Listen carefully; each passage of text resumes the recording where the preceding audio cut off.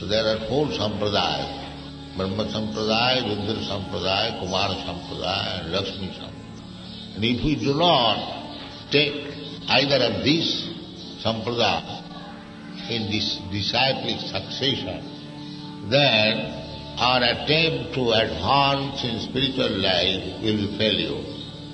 Sampradaya vihinaji mantrasti vifalamati. You cannot manufacture your own prayers unless you follow the footprints of Mahajan. They are Mahajan.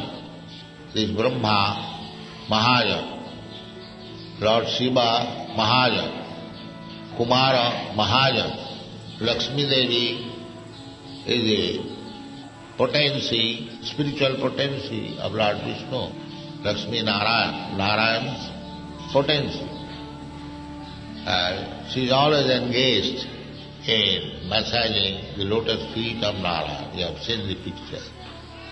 Sri Sampradaya. Sri. She is known as Sri.